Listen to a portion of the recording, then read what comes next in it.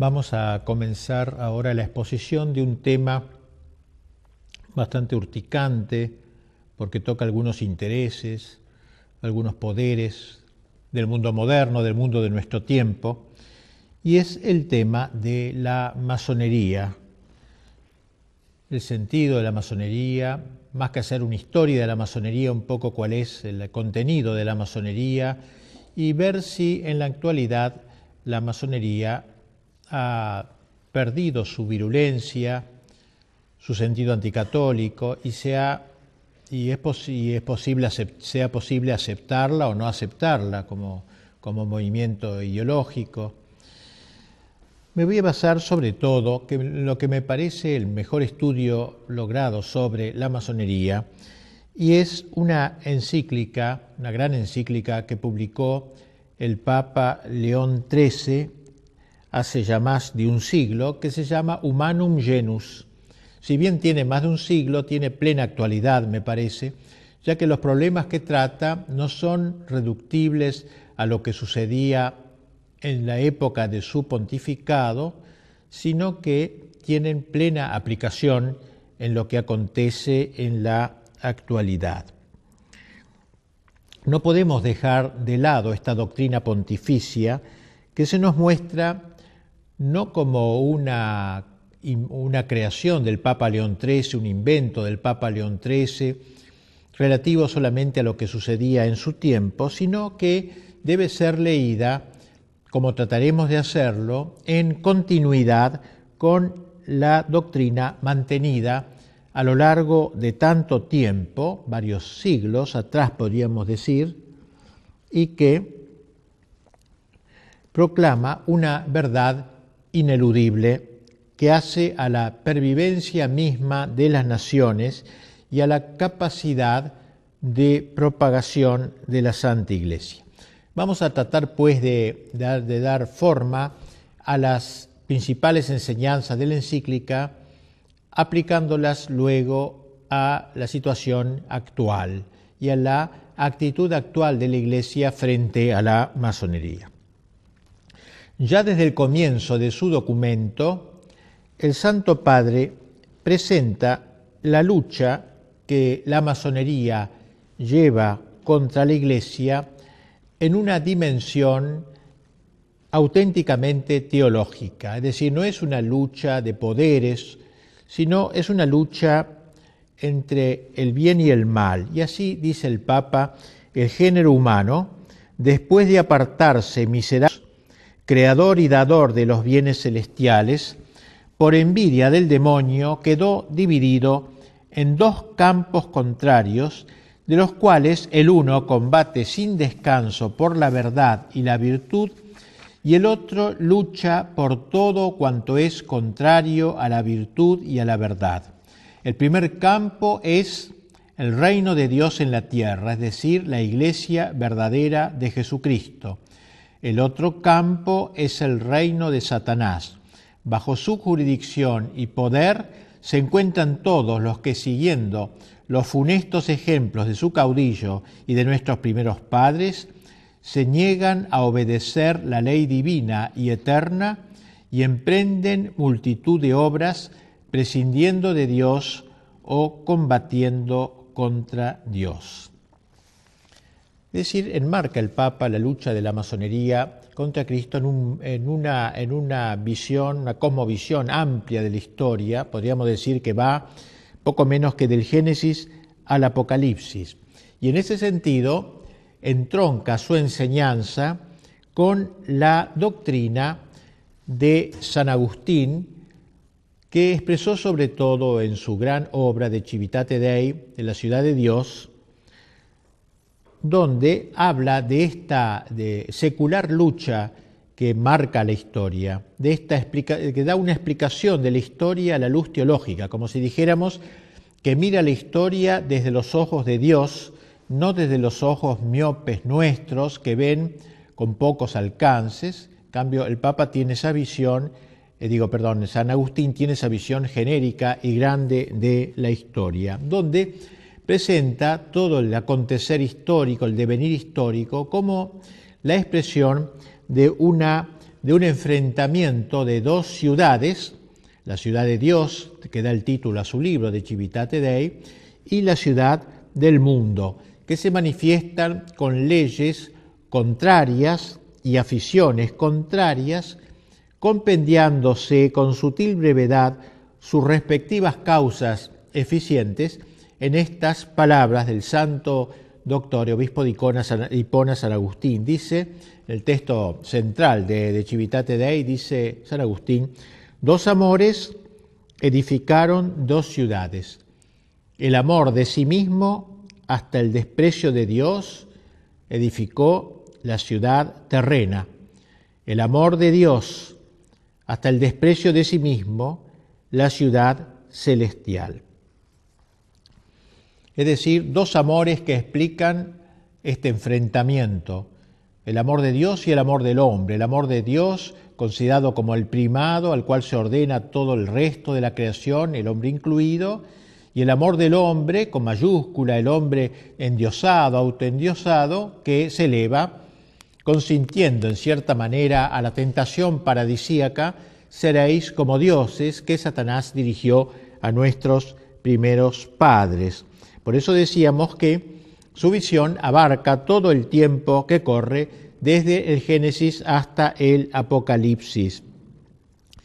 Es natural que San Agustín, al presentarnos este gran proyecto, esta gran visión teológica con ojos divinos, ojos de águila, de toda la historia, sus análisis concretos no podían rebasar la época en que vivió. San Agustín murió en el siglo V y obviamente no pudo explicarnos lo que sucedería después de su muerte, y por eso desde el siglo V, hasta que va explicando desde el Génesis hasta el siglo V, hace un salto hasta el fin de los tiempos, hablando del juicio, del cielo, del infierno, de la gloria. Pero claro, deja este bache inconcluso, estos siglos que separan el siglo V del fin de los tiempos, sin escribir. Obviamente él no podía saber lo que iba a pasar luego, pero sí nos ha dejado las claves de interpretación histórica. Gracias a esas claves podemos luego interpretar lo que ha ido sucediendo a lo largo de los siglos. Pero nos interesa ver cómo León XIII, al empezar su encíclica Humanum Genus sobre la masonería, la pone a la luz de esta gran visión agustiniana del enfrentamiento de las dos ciudades. Y así León XIII, luego de haber aludido a ello, añade lo siguiente, dice: durante todos los siglos han estado luchando entre sí con diversas armas y múltiples tácticas, aunque no siempre con el mismo ímpetu y ardor. En nuestros días, todos los que favorecen el campo peor parecen conspirar a una y pelear con la mayor vehemencia bajo la guía y con el auxilio de la masonería, sociedad extensamente dilatada y firmemente constituida por todas partes. No disimulan ya sus propósitos, se levantan con suma audacia contra la majestad de Dios, maquinan abiertamente la ruina de la Santa Iglesia con el propósito de despojar enteramente, si pudiesen, a los pueblos cristianos de los beneficios que le ganó Jesucristo, nuestro Salvador. Es decir, entonces esta lucha agustiniana se extiende a lo largo de todos los siglos han luchado estos dos contendientes con todas sus fuerzas, pero no siempre con el mismo ímpetu y ardor. Y dice cómo todas las fuerzas del mal, todo lo que favorece en el campo peor, dice, parecen conspirar bajo la guía de la masonería. Así que ya ahí nos marca cómo este enfrentamiento de las dos ciudades se encuentra en uno de sus campos, el campo de Dios, la guía de la Iglesia, la guía del Magisterio, la guía de Cristo, y del campo de las fuerzas del mal, la guía del demonio, y en la tierra de la masonería. Así creo que ya desde el principio vemos cómo el Papa enmarca este estudio en una visión teológica y no meramente sociológica, o considerar la masonería simplemente como una asociación más en la historia, sino como una promotora, como una guía de todas las fuerzas que conspiran contra el Evangelio y la evangelización. La base que justifica el juicio condenatorio que de la masonería ha pronunciado el Santo Padre reside, y esto queremos destacarlo fuertemente porque creemos que es lo esencial, reside, en la conexión intrínseca de la masonería con los principios del naturalismo. Dice el Papa, todo su empeño se reduce a traducir en los hechos las teorías del naturalismo.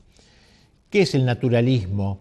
Es una corriente moderna, pero que comenzó con mucha claridad a manifestarse en los siglos XVII, pero sobre todo XVIII y parte del XIX, en donde hay una exaltación de la naturaleza del hombre en detrimento del orden sobrenatural.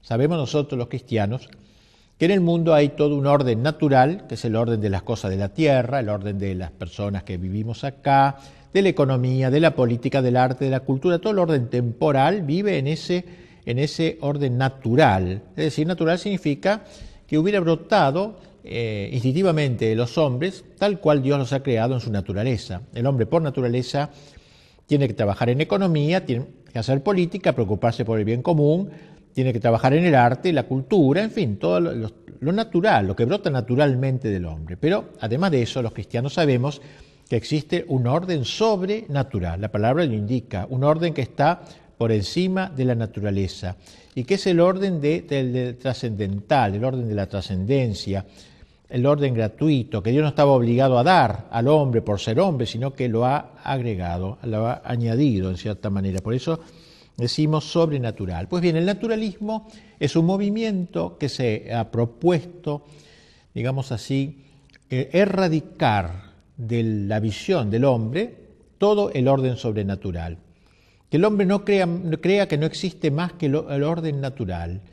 Y todo llamado a lo sobrenatural es una utopía, una ilusión que debe ser borrada de la faz del hombre de cultura. El hombre que tiene cierta cultura, ciertas luces, el hombre iluminado del iluminismo, no puede creer en la existencia de un orden sobrenatural, solo vale el orden natural. Pues bien, el naturalismo es la doctrina que exalta la naturaleza. Se abroquela en la naturaleza, se encierra ahí en la naturaleza, no quiere saber nada del orden sobrenatural porque piensa que ya el hombre se basta a sí mismo. El hombre con sus propias fuerzas podrá perfectamente solucionar todos sus problemas y los problemas de la sociedad. Si no le alcanzan sus propias fuerzas, la fuerza de toda la sociedad unida le permitirá al hombre alcanzar su felicidad en la tierra. Fíjense ustedes que es un poco la tendencia que luego tendría el marxismo cuando hablara Marx de el paraíso en la tierra, o sea, el hombre que logra con sus solas fuerzas, a fuerza de músculos, encontrar su salvación, su felicidad en la tierra. Eso es el naturalismo, una herejía, prácticamente la más grande herejía de nuestro tiempo. Y dice un autor contemporáneo, Gabriel del Noche, que él piensa que el fin de la historia, la época del anticristo, se caracterizará por una victoria casi general del naturalismo. O sea, el anticristo será una figura política que impondrá la doctrina del naturalismo en todo el mundo, de modo que pocos sean los que van a resistir, como dice el Apocalipsis, un pequeño resto, y casi todo el mundo vivirá a la luz de esta mentalidad naturalista. Pues bien, reitero lo que dice el Papa, todo el empeño de la masonería se reduce a traducir en los hechos las teorías del naturalismo. ¿Ven ustedes entonces? Tratar de meter el naturalismo en las almas, en los corazones, en las sociedades, traducir en los hechos, llevar el naturalismo a la práctica, dejar que sea una doctrina teórica o de escritorio y pase a ser una doctrina convocante y que esté en el corazón de los hombres y de las sociedades. Pasa luego el pontífice a señalar los distintos aspectos que caracterizan el naturalismo y se trasuntan en la cosmovisión de la masonería. El principio fundamental de los que profesan el naturalismo, dice el Papa, es que la naturaleza humana y la razón natural del hombre han de ser en todo soberanas absolutas. O sea, no aceptar ninguna soberanía de lo sobrenatural, de lo alto que no existe. Toda la soberanía está en la razón soberana, la naturaleza soberana. De ahí prosigue el Papa el culto que la masonería rinde a la razón, a las luces de la razón, como lo llama, cerrándose a toda verdad que en una u otra forma pudiera trascenderla, ya que dicha verdad, en el caso de existir, implicaría un menoscabo de su soberanía. Es decir, cerrarse a toda verdad. Las luces de la razón, una palabra muy querida por la masonería, las luces, por eso es el iluminismo, ello es toda una época que marcó la historia y que sigue ahora teniendo una gran importancia. Entonces la masonería rinde a la razón esa gloria, digamos así, y piensa que cualquier aceptación de una verdad que no venga de la razón, por ejemplo, que venga de la revelación, que venga de lo alto, va en menoscabo de la soberanía. Hay una soberanía, hay un señorío de la razón. La diosa razón, recuerden ustedes que en la Revolución Francesa fue exaltada, que incluso llegó hasta el extremo delirante, tragicómico, de poner en la Catedral de Notre Dame, la Catedral de París, sacar la imagen de la Virgen, Notre Dame, Nuestra Señora, sacarla y poner en su lugar a una prostituta como símbolo de esta razón, frente a la cual los allí presentes incensaban como si fuera una diosa, la diosa razón la llamaron. Decimos que es una expresión estúpida, aberrante, pero que sin embargo muestra esa intencionalidad, digamos así, de destronar lo sobrenatural y entronizar esta nueva diosa, la diosa de la razón soberana, es decir, que no reconoce nada por sobre la razón. Pues el Papa ha dicho con toda claridad, explica esto. Entonces, sigue diciendo el Papa, ante esta actitud implica que no hay lugar ya para la revelación divina y por consiguiente carecen de sentido los dogmas religiosos, porque el dogma precisamente es una verdad que viniendo de lo alto la asume el magisterio de la Iglesia y la propone así como es, como una verdad infalible, porque ha venido justamente de lo alto. Y así, escribe el Papa, no aceptan verdad alguna que no pueda ser alcanzada por la razón humana.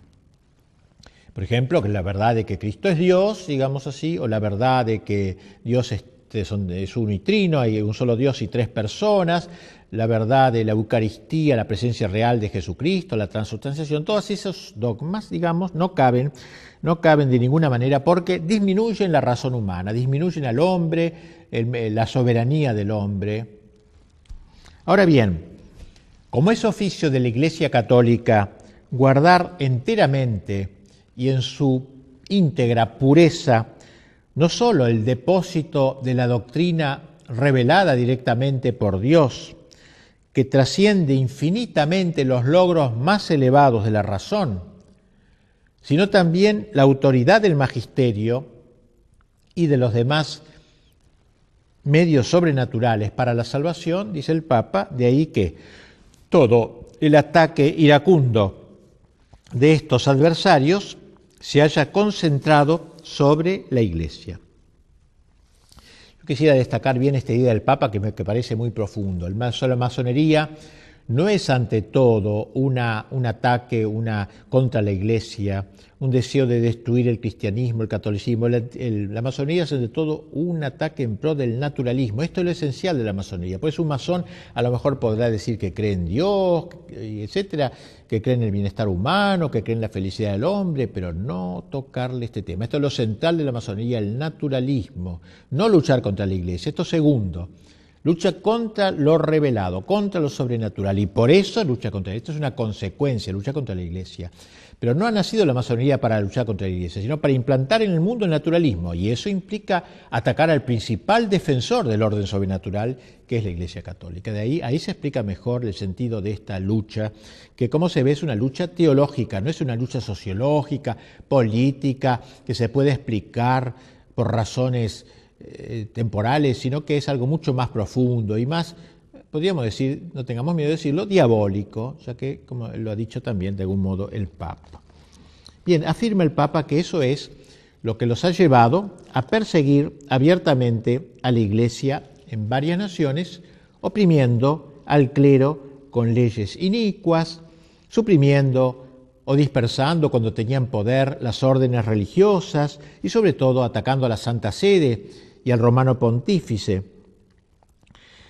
Destaquemos la sutileza, y pienso que esto es muy importante frente a algunas interpretaciones ingenuas quizá de todos estos problemas y de la misma masonería como tal. Digo, la sutileza con que el documento del Papa que estamos comentando, más allá de los episodios anecdóticos, analiza el sentido profundo que se encubre en el ataque de la masonería contra la Iglesia. De lo que se trata en última instancia es, insisto una vez más porque me parece tan fundamental, es del ataque de lo natural en rebelión contra lo sobrenatural, de la razón contra la revelación, o del racionalismo, si se quiere, contra la revelación. Pero el Papa da un paso más. Como la secta, como la llama secta, en su afán libertario, ha declarado la independencia de la razón humana respecto de toda revelación o de todo magisterio que la trascienda, que trascienda la razón, que no esté estrictamente incluida en las coordenadas de la razón, resulta que en la práctica algunos masones optan por aceptar a Dios, creen en Dios o dicen que aceptan a Dios, otros por negarlo, otros tienen de Dios un concepto totalmente erróneo. O sea, no todos los masones dicen Dios no existe de ninguna manera.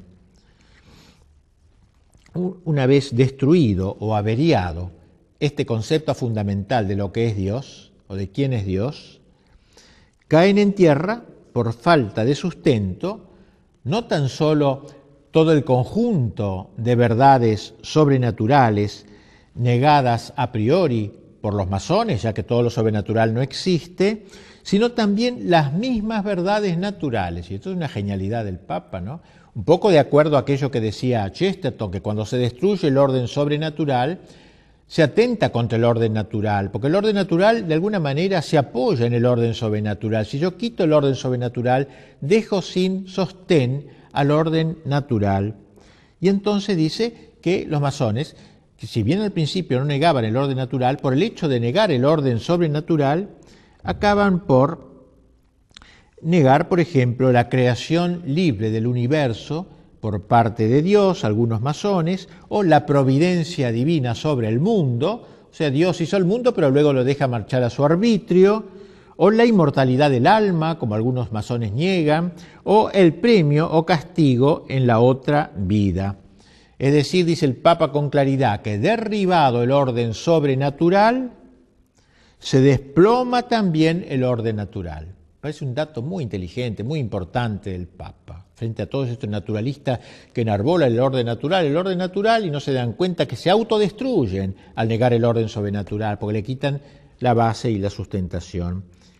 San Agustín lo decía a su manera, el hombre que se resiste a dejarse elevar a lo sobrenatural, ineludiblemente se va degradando hacia lo animal. O sea, el hombre es un ser extraño, es un ser hecho para el éxtasis. Éxtasis significa salir de sí. O sale de sí para arriba, endiosándose por la gracia, se hace superhumano, podríamos decir, sobrehumano, pero por la gracia, así, o el hombre se degrada hacia abajo, se sale de sí hacia abajo, degradándose, animalizándose. No existe entonces el naturalismo puro, el humanismo químicamente puro, el hombre químicamente puro no existe.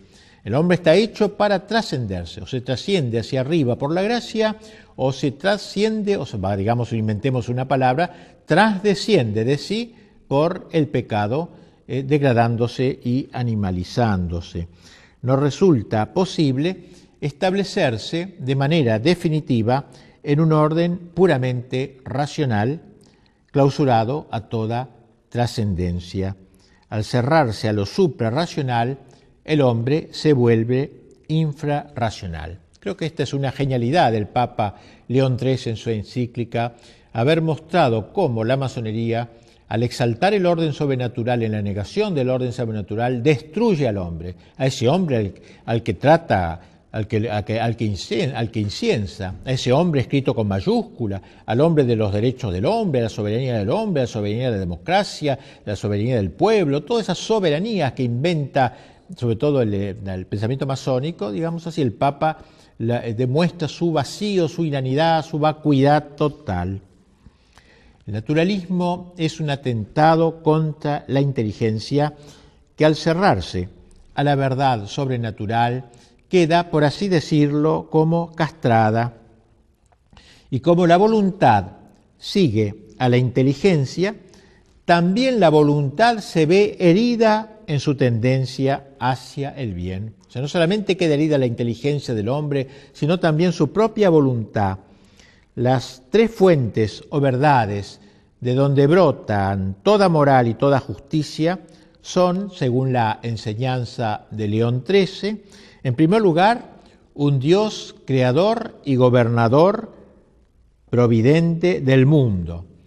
En segundo lugar, una ley eterna que manda conservar el orden natural y prohíbe perturbarlo. Y finalmente, el fin último del hombre, más allá de todas las realidades humanas y de esta transeúnte, pasajera vida terrenal. Si se suprimen, dice el Papa, como suelen hacerlo el naturalismo y la masonería, la ciencia moral y el derecho quedan destituidos de todo fundamento y defensa. En efecto, dice el Papa, la única moral que reconoce la familia masónica es la llamada moral cívica, independiente y libre, es decir, una moral que excluye toda idea religiosa. Y aquí tenemos cómo aquella masonería que inicialmente se mostró prorreligiosa, creyendo quizás en Dios, etc., acaba diluyendo todo esto, diluyéndose plenamente en una secta, digamos, donde queda excluida toda idea religiosa.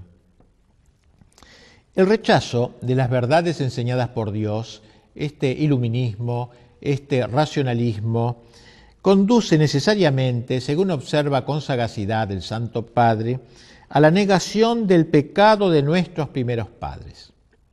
O sea, a la idea de que la naturaleza del hombre nace dañada por el pecado de origen comunicado de padres a hijos y consiguientemente lleva a la negación de una naturaleza debilitada y proclive al pecado. Claro, si no hay pecado original, la naturaleza del hombre no ha sido tocada, no ha sido herida, averiada por el pecado, el hombre nace perfecto cuando nace. Poco la idea de Rousseau, el hombre naturalmente bueno, que lo hace malo es la sociedad. No hay ninguna cosa previa, no hay ningún pecado original, no hay nada con que haya nacido malo. Es bueno, de por sí, si lo dejaran, por ejemplo, en una selva, sería buenísimo el hombre.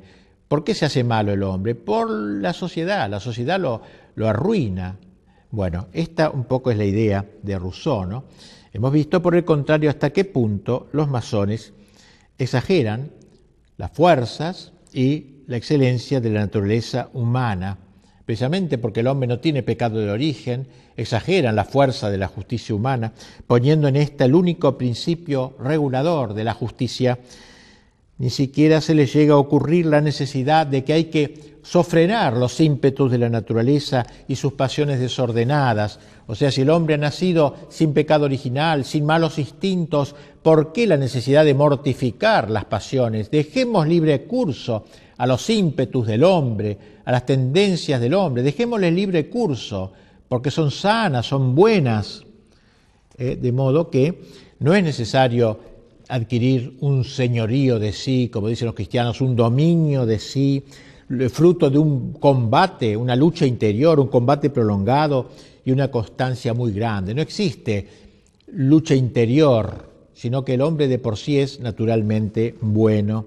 Se trataría de una nueva y sutil formulación del viejo pelagianismo. ¿Qué era esto? El pelagianismo era una vieja herejía llamada así por su fundador, un tal Pelagio, el cual él y sobre todo sus seguidores sostenían que el hombre podía salvarse con sus propias fuerzas. Es decir, que los cristianos decimos que para salvarnos necesitamos la ayuda de Dios, la ayuda de la gracia. Los pelagianos decían que no, que el hombre se podía salvar y autorredimirse, salvarse solo. Pues bien, podríamos decir que la masonería resucita la vieja idea pelagiana. El hombre, por las solas fuerzas de su voluntad, es capaz de adquirir la rectitud natural, no necesita de la ayuda de Dios. El hombre, a fuerza de músculo, dice, quiero ser bueno y punto, y es bueno y se terminó.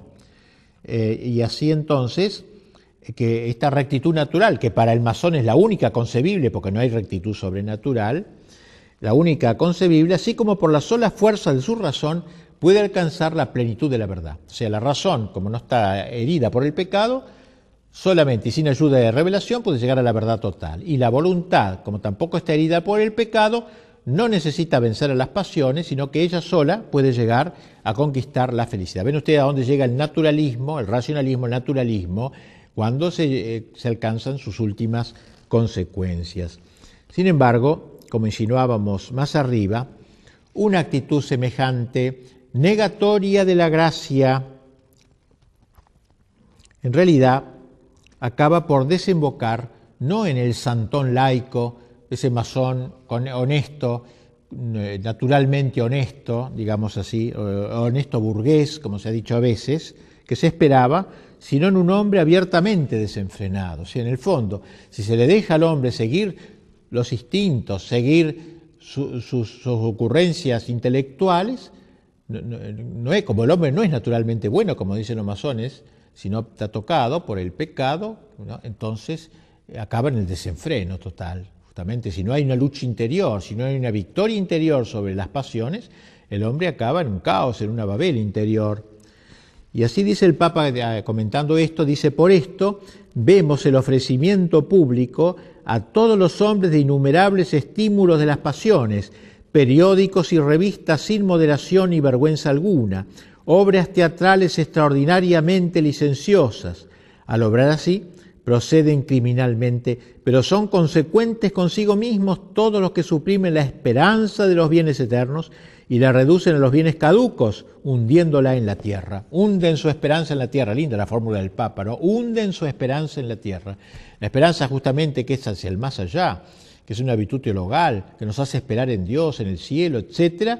Estos señores ponen la esperanza en la tierra, la hunden en la tierra, y esto produce este desenfreno que se muestra en los periódicos, en el cine, en todos lados, ¿no? En donde, pero son consecuentes consigo mismos, dice el Papa, claro, porque si niegan el orden sobrenatural y niegan que el hombre nazca con el pecado original, estas son las consecuencias lógicas de tales pensamientos. Me parece que el Papa desnuda claramente el contenido de la masonería, que se muestra tan caballeresca, tan gentilhombre, etcétera, y muestra como un espantapájaros. Si se le saca, lo que queda en el fondo es dos palos atravesados, no queda nada. El naturalismo doctrinal y moral que inspira todo el quehacer de la masonería tiene consecuencias asimismo en el orden social. Por lo que toca a la sociedad doméstica, la doctrina naturalista reduce el matrimonio a la categoría jurídica de un mero contrato entre un hombre y una mujer, cuyo vínculo, enteramente sujeto a la autoridad civil, es legalmente rescindible según la voluntad de los contrayentes. De ahí como la masonería siempre ha estado a la cabeza de toda lucha a favor del divorcio, precisamente por esto, porque el matrimonio es un contrato libre. Yo ahora lo hago con una mujer o con un hombre determinado, y luego, si dentro de 10 años no me encuentro bien o dentro de 15 días no me encuentro bien, lo rescindo, como cualquier contrato, lo puedo rescindir. Claro, ese es el fundamento del divorcio, que antes no existía y se fue metiendo poco a poco en buena parte, en varios países, por directa instigación de la masonería. Y en lo que atañe a la educación de los hijos, el naturalismo prohíbe enseñarles, o la masonería, cosa alguna como cierta y determinada en materia de religión. No hay que enseñar religión a los chicos. Cada cual, al llegar a la adolescencia, escogerá lo que prefiera. Y así escribe el Papa, los masones están de acuerdo con estos principios.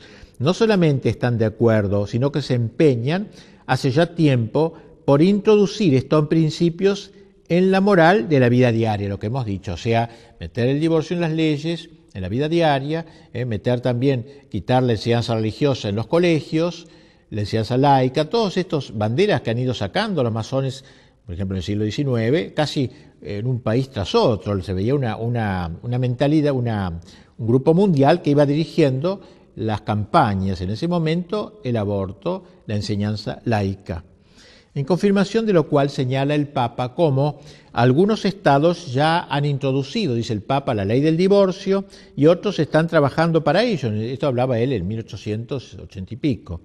Para el mejor logro de sus objetivos, la masonería intenta el monopolio en la educación de la juventud también. Con eso la va a formar en esta mentalidad, tratando de imposibilitar toda intervención de la Iglesia en dicho campo. O sea, la Iglesia que no se meta en los colegios, enseñanza laica. Y en varios lugares, dice el Papa, ha logrado que toda la educación de los jóvenes esté en manos de los laicos y que al formar los corazones infantiles nada se diga de los grandes y sagrados deberes que unen al hombre con Dios. Es decir, se le oculta al niño esta ligazón con el orden sobrenatural. Enseñanza laica, es decir, echar a los religiosos. En algunos momentos la masonería logró la expulsión de órdenes religiosas para, de alguna manera, poner toda la educación en manos de gente de su campo. Y en cuanto a la sociedad política, sigue diciendo el Papa, la intervención de la masonería es también demasiado evidente, trabajando tenazmente por anular todo posible influjo del magisterio y de la autoridad de la Iglesia en el ser y el obrar de los estados. Con este fin, señala el Santo Padre, los masones organizan conferencias y suscitan movimientos de opinión en pro de la separación total de la Iglesia y del Estado, que fue también otro de los eslogans de la masonería. Antes estaba unida la Iglesia y el Estado, colaboraban, ya que tenían súbditos comunes, trataban de entenderse entre ellos para que el súbdito no estuviera en una situación de esquizofrenia, digamos, por un lado el Estado le manda una cosa, la Iglesia otra, etcétera. Pues bien, una de las banderas de la masonería fue la separación de la Iglesia y el Estado, así como fue también el divorcio, vimos, y la educación laica, la separación de la Iglesia y del Estado, es decir, acabar con los estados confesionales, con los estados católicos, con el fin de eliminar todo resto de cristiandad, del influjo cristiano sobre el orden temporal, apoderarse del poder político. Excluyen así, dice el Papa, de la legislación y de la administración pública el influjo saludable de la religión católica, de lo cual se sigue la tesis de que la constitución total del Estado debe establecerse al margen de las enseñanzas y de los preceptos de la Iglesia. O sea, el Estado tiene que seguir su camino totalmente al margen de la enseñanza de la Iglesia, cosa que vemos actualmente casi impuesta en la mayor parte de los estados modernos. Pues bien, todo esto es un logro, podríamos decir, de la masonería. La idea que los masones se hacen de la vida ciudadana coincide admirablemente con el concepto liberal de la política. Más aún, el liberalismo es hijo directo de la masonería, la concreción del naturalismo masónico en el ámbito de la política. Pero la fecundidad de la masonería no se agota solo en el liberalismo. El Santo Padre, adelantándose en cierta manera a lo que la historia demostraría con los hechos, enseña que la masonería, al engendrar el Estado liberal, preparaba el camino al socialismo marxista. Y piense que esto lo dice el Papa casi contemporáneamente a Marx, fines del siglo XIX, fue como un profeta. Dice el Papa en su encíclica, estos cambios y estos trastornos son los que buscan de propósito muchas asociaciones comunistas o socialistas. La masonería, que favorece en gran escala los intentos de estas asociaciones y coincide con ellas en los principios fundamentales de su doctrina, no puede proclamarse ajena a los propósitos de aquellas. Bien, la masonería solo puede ser entendida a fondo si se la considera en el contexto del gran proceso desacralizador que comenzó a fines del siglo XIV. La Edad Media, a pesar de todos sus defectos, logró plasmar la cristiandad.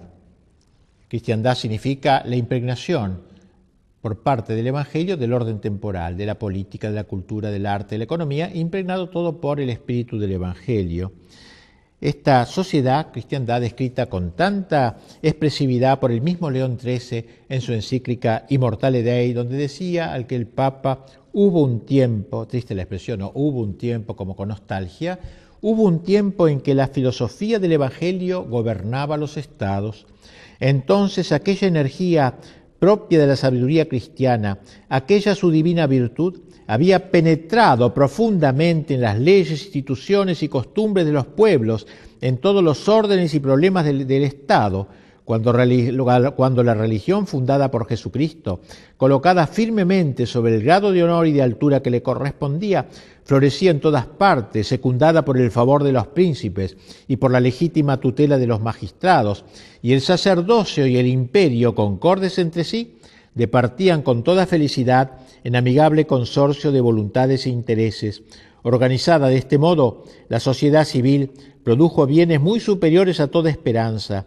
Y miren cómo termina este texto el Papa: todavía subsiste la memoria de ellos y quedará consignada en un sinnúmero de monumentos históricos, ilustres e indelebles, que ninguna corruptora habilidad de los adversarios podrá nunca desvirtuar ni oscurecer. Como diciendo, ¿qué queda de toda esa época gloriosa de cristiandad? Nada, solo algunos monumentos, unas iglesias románicas, góticas, pero todo eso no ha sido destruido y queda firme la memoria. Por eso empezaba el Papa este texto: hubo un tiempo en que la filosofía del Evangelio gobernaba los estados. Lo dice con tristeza, porque en esa época de él ya la masonería había dado pasos fundamentales para la conquista del mundo, de la sociedad, del Estado sobre todo, para sus intentos. La destrucción de todo resto de cristiandad es aquí el gran designio de la masonería, de la cristiandad, no solo de la Iglesia, sino de la cristiandad. Es decir, tratar de quitar todo influjo, digamos, del Evangelio en el orden temporal. Y si ahora quedan pequeños bastiones donde todavía existe ese influjo, hay que erradicarlos lo antes posible. Pues bien, tal sería la enseñanza del Papa. Y tras exponer el programa de la masonería, el Papa señala los logros que ésta ha ido consiguiendo. Dice el Santo Padre: en el espacio de siglo y medio, la masonería ha alcanzado rápidamente un crecimiento superior a todo lo que se podía esperar, e infiltrándose de una manera audaz y dolosa en todos los órdenes del Estado, ha comenzado a tener tanto poder que casi parece haberse convertido en dueña de los estados. Y así entonces, la ofensiva masónica, constante e implacable, en orden a destruir tanto la religión como la Iglesia y resucitar después de 18 siglos la moral y la doctrina del paganismo, su rechazo, dice el Papa, de los beneficios que con tanta bondad alcanzó Jesucristo, no solo para cada hombre en particular, sino también para cuantos viven unidos en la familia, en la sociedad civil, tal ofensiva y tal rechazo no son comprensibles, como dijimos al comienzo, sino la luz del gran combate teológico al que aludíamos antes, al combate de las dos ciudades en lenguaje agustiniano o de las dos banderas en lenguaje ignaciano. En este insensato y abominable propósito, dice fuerte, vigorosamente el Papa, parece revivir el implacable odio y sed de venganza en que Satanás arde contra Jesucristo. El Papa nos decía al principio de su encíclica que si bien esta prolongada lucha había tomado muy diversas formas en el curso de los siglos, en nuestros días todo lo que están en la ciudad perversa parecen conspirar a una y pelear con la mayor vehemencia bajo la guía y con el auxilio de la masonería. Bien, frente a esta ofensiva, a esta actitud ofensiva, nosotros tenemos que reaccionar, dice el Papa. Tenemos que enfrentarnos con un enemigo astuto y doloso. No es como otros enemigos más francos, como pudieron ser los bárbaros cuando invaden Europa o el Islam, sino que tan metidos en la sociedad occidental, tan metidos dentro de la cristiandad, enemigo astuto, doloso, que halagando los oídos de los pueblos, dice el Papa, y de los gobernantes, se ha cautivado a los unos y a los otros con el cebo de la adulación y de las suaves palabras. Para lograr el ablandamiento y la ulterior deserción de sus enemigos, la masonería hace correr la versión de que un católico puede colaborar con ella sin abjurar expresamente de la fe católica. Es la táctica que mejor sirve a sus propósitos. Usted puede ser católico y puede ser masón. Con eso va ablandando más y más toda posible resistencia.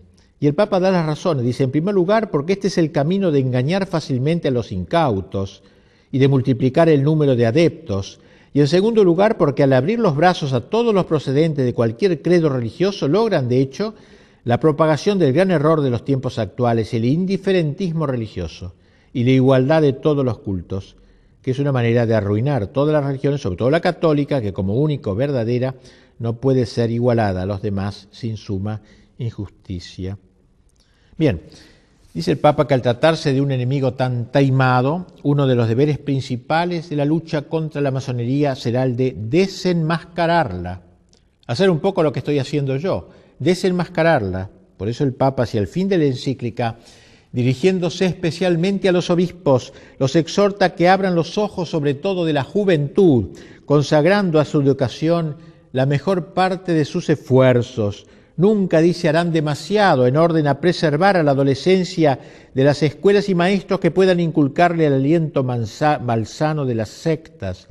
Habrá que incluir en la enseñanza de la doctrina la exposición y la perversidad de la masonería, de modo que todos puedan precaverse de las artimañas que suelen emplear para sus dañados propósitos. Termina el Papa elevando sus ojos a Nuestra Señora y a los santos. Tomemos como auxiliadora y mediadora a la Virgen María, Madre de Dios, dice, ella que venció a Satanás desde el momento de su concepción, despliegue su poder contra todas las sectas impías en que se ven revivir claramente la soberbia contumaz, la indómita perfidia y los astutos engaños del demonio. Pongamos por intercesores al príncipe de los ángeles, San Miguel, a San José, esposo de la Virgen Santísima, a los grandes apóstoles Pedro y Pablo, invictos defensores de la fe católica. Tales son, a grandes rasgos, las principales ideas del Papa León XIII sobre la masonería, sobre esta gran ofensiva masónica fundamental para entender lo que sucede en los últimos tiempos. Tras la lectura de esta encíclica del Papa, alguno podría preguntarse si ella no resulta arcaica. ¿No es algo propio de épocas pasadas, los del Papa? Las cosas de ahora son como fueron entonces.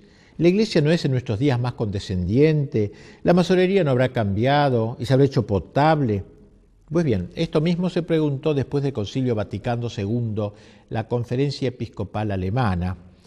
Y así, entre los años 1970 y 1974 y 1980, tuvieron lugar, por su encargo y en unión con las grandes logias unificadas de Alemania, largas conversaciones entre la Iglesia Católica y la francmasonería de Alemania con el fin de verificar si la posición de la francmasonería se había modificado de modo tal que en adelante fuera posible aceptar la compatibilidad entre la pertenencia a la francmasonería y la pertenencia a la Iglesia.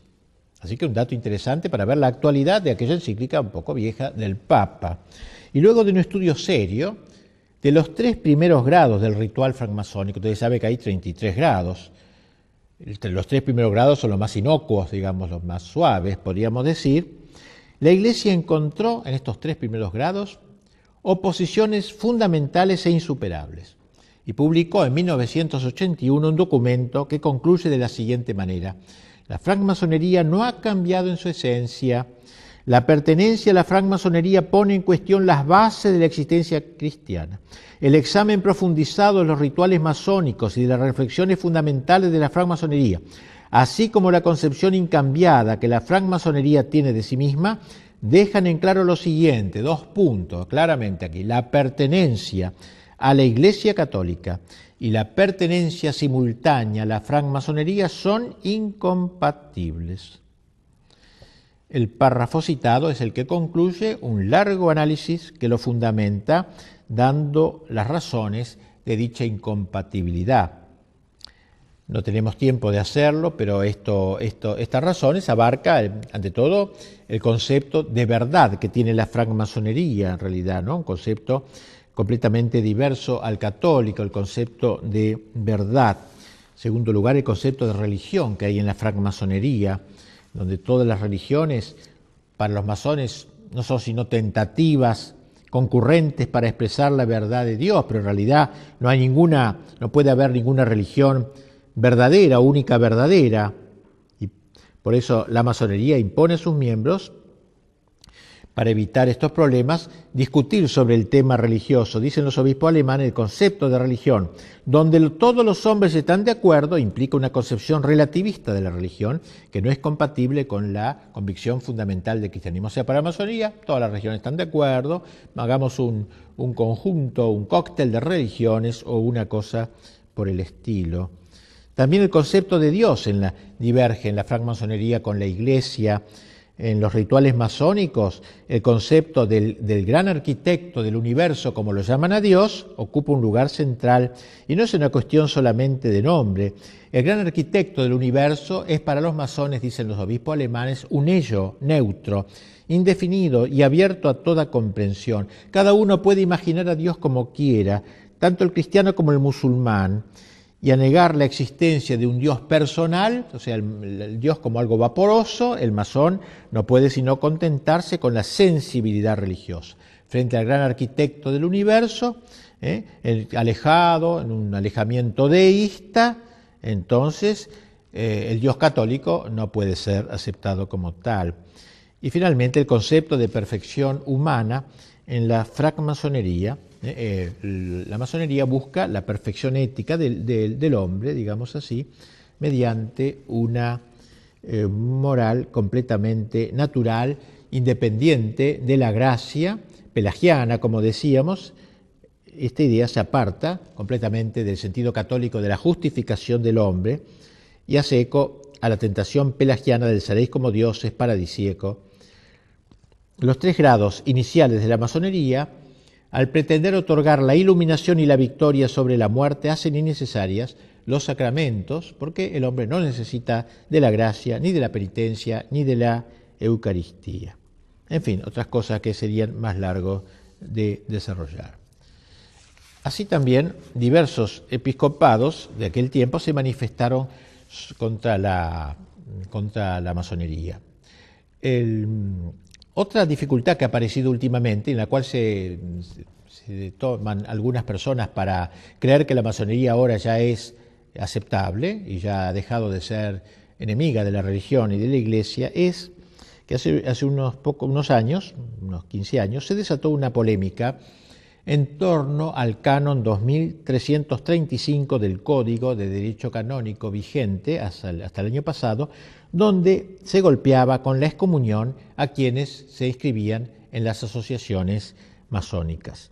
Decía que el texto del viejo código, los que dan su nombre a la secta masónica o a otras asociaciones del mismo género que maquinan contra la Iglesia o contra las potestades civiles legítimas, incurren ipso facto en excomunión reservada a la sede apostólica.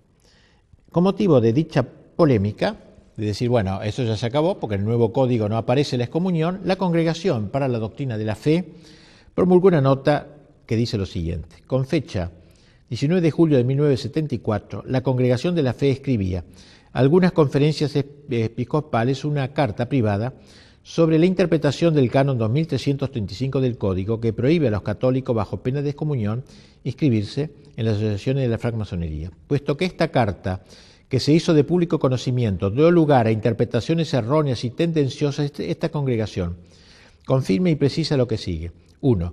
La actual disciplina canónica no ha sido modificada en nada y conserva todo su vigor. 2. Por lo mismo, ni la excomunión ni las otras penas previstas están abrogadas. 3. Lo que en esta carta se refiere a la interpretación que hay que dar al canon en cuestión debe ser comprendido, según las intenciones de la Congregación, como un simple recuerdo de los principios generales de la interpretación de las leyes penales para la solución de los casos de personas particulares que pueden estar sometidas al juicio de los obispos. Por el contrario, no estaba en la intención de la Congregación remitirse a las conferencias episcopales para que ellas profiriesen públicamente un juicio de carácter general sobre la naturaleza de las asociaciones de la francmasonería que implicase derogaciones a las normas antedichas. Y esto acontecía antes de la promulgación del Código de Derecho Canónico, que en esos momentos estaba en estudio. El nuevo código, el último, el que está en vigor ahora, promulgado después del concilio, no incluye, digámoslo, seamos sinceros, no incluye en la lista de los excomulgados a los que integran la francmasonería, lo que condujo, claro, otra vez a dudar. ¿Qué es lo que pasa? Bueno, la misma congregación sale al paso de esta objeción con un nuevo documento donde dice: se ha presentado la pregunta de si ha cambiado el juicio de la Iglesia respecto de la masonería, ya que el nuevo Código de Derecho no está mencionada expresamente como lo estaba en el código anterior. Esta sagrada congregación puede responder que dicha circunstancia es debida a un criterio de redacción seguido también en el caso de otras asociaciones que tampoco han sido mencionadas por estar comprendidas en categorías más amplias. Por tanto, no ha cambiado el juicio negativo de la Iglesia respecto de las asociaciones masónicas, porque sus principios siempre han sido considerados inconciliables con la doctrina de la Iglesia. En consecuencia, la afiliación a las mismas sigue prohibida por la Iglesia. Los fieles que pertenezcan a asociaciones masónicas se hallan en estado de pecado grave y no pueden acercarse a la Santa Comunión, etcétera, ¿no? O sea, no están directamente excomulgados, pero no pueden acercarse a comulgar. Las cosas están claras, pues la masonería sigue prohibida a los católicos, sus principios siguen siendo inconciliables con los de la Iglesia y la pertenencia a su fila supone pecado grave que excluye la comunión sacramental. El único cambio introducido consiste en que el masón arrepentido no tiene en adelante que pedir absolución al Papa, sino que podrá recibirla de cualquier sacerdote. Así que la Iglesia sigue manteniendo su oposición a la secta. La masonería, por su parte, sigue siendo la enemiga de la Iglesia, de la cristiandad y de las patrias católicas. Desgraciadamente, sus metas se están logrando en buena parte. Ya no es necesario estar afiliado a la masonería para profesar los ideales masónicos, naturalistas y laicistas. Baste pensar, por desgracia, que el común de la gente, según acepta estas ideas, es como la mentalidad general. Ahora todo el mundo vive estas ideas del naturalismo, ¿no? Aunque no esté afiliado a la masonería, y en ese sentido ha habido un gran triunfo social de ellos, pero esta victoriosa infiltración de la masonería en la sociedad de nuestro tiempo e incluso en el interior de la Iglesia solo debe servirnos para oponernos a ella con más intrépida decisión, enfrentarla con todos los medios lícitos que están a nuestro alcance. Es un deber de todos los católicos que quieran de veras llamarse militantes.